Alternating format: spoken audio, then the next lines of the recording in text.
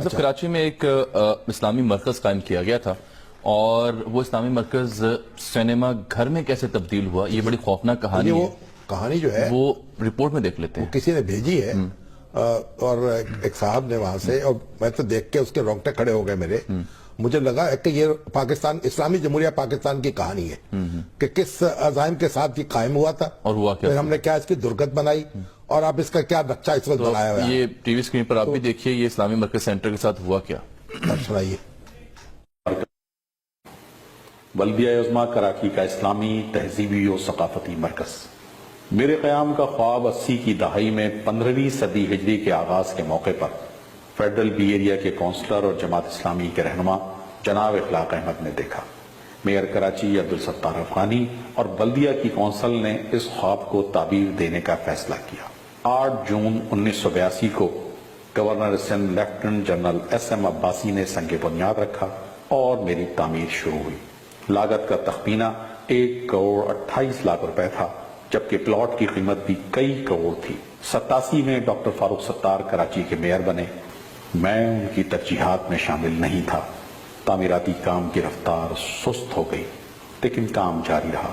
90 کی دہائی میں میری تعمیر مکمل ہو چکی تھی، لیکن ارباب اختیار کی توجہ اور دلچسپی نہ ہونے کے سبب میں ایک خالی عمارت ہی رہا، ادارہ نہ بن سکا. 2001 میں نعمت اللہ خان کراچی کے پہلے ناظم منتخب ہوئے. شہر کے ساتھ ساتھ میری بھی قسمت جاگ اٹھی. انہوں نے فیصلہ کیا کہ میری تعمیر کے مقاصد کو پورا کیا جائے. میری عمارت پر ایک عظیم الشان مرکز قرآن و سنہ قائم کیا جائے. اس حوالے سے سٹی کونسل نے کئی اہم قراردادوں کی منظوری دی. سٹی گورنمنٹ کی بجٹ میں خطیر رقم مختص کی گئی. میری تزئین و آرائش کروائی گئی. 2005 میں آڈیٹوریم کے لیے بیش قیمت کرسیاں خریدی گئیں اور اے سی پلانٹ نصب کروایا گیا. شہر کے معروف اہل دانش پر مشتمل گورننگ باڈی تشکیل دی گئی. میرے احاطے اور آڈیٹوریم میں مختلف نوعیت کے اسلامی، تعلیمی اور ثقافتی پروگرامات منعقد ہونے لگے. اگست 2005 میں نعمت اللہ خان کا دور نظامت ختم ہوا اور ایم کیو ایم کے مصطفیٰ کمال کے سر پر شہر کی نظامت کا ہما بٹھا دیا گیا. انہوں نے نہ جانے کیوں المرکز اسلامی سے شانز آڈیٹوریم بنا دیا. اپریل 2012 میں کراچی کے ایڈمنسٹریٹر محمد حسین سید نے اہلیان علاقہ کے احتجاج پر شانز آڈیٹوریم کو سیل کروا دیا، لیکن کچھ ہی عرصے بعد سیل توڑ دی گئی. میرے مرکزی دروازے پر المرکز اسلامی کی جگہ مرکز علم و ثقافت کا بورڈ آویزاں کر دیا گیا.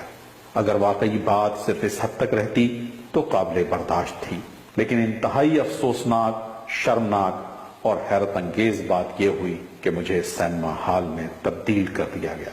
میری پیشانی پر لکھے کلمہ طیبہ کو ظالموں نے سفید رنگ سے چھپا کر اپنے کالے کرتوتوں پر پردہ ڈالنے کی کوشش کی. یقین جانیے کہ میں شانز آڈیٹوریم نہیں ہوں، شادی لان اور سینما گھر بھی نہیں ہوں. میں المرکز اسلامی ہوں. کراچی کے لوگوں، گنبد 1400 سال سے اسلامی طرز تعمیر کی علامت ہیں. سینما گھروں پر گنبد نہیں ہوتے. یہ بات کون نہیں جانتا؟ کیا آپ میری شناخت کی بحالی کے لیے آواز اٹھائیں گے؟ کون آواز اٹھائے گا اس کے لیے؟ اور یہ ہم تو آواز اٹھا رہے ہیں نا، اور کراچی کے لوگوں کو آواز اٹھانی چاہیے.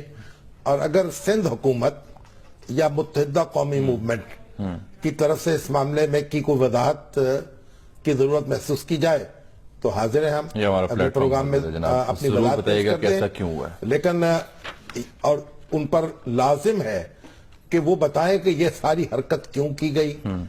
ایک اسلامک سینٹر جو ہے اس کو سنیما ہاؤس میں تبدیل کیسے کیا گیا. ٹھیک ہے. اور یہ تو میں تو حیرت میں مبتلا ہوں کہ یہ بھی ہو سکتا ہے پاکستان کے اندر. بالکل ٹھیک.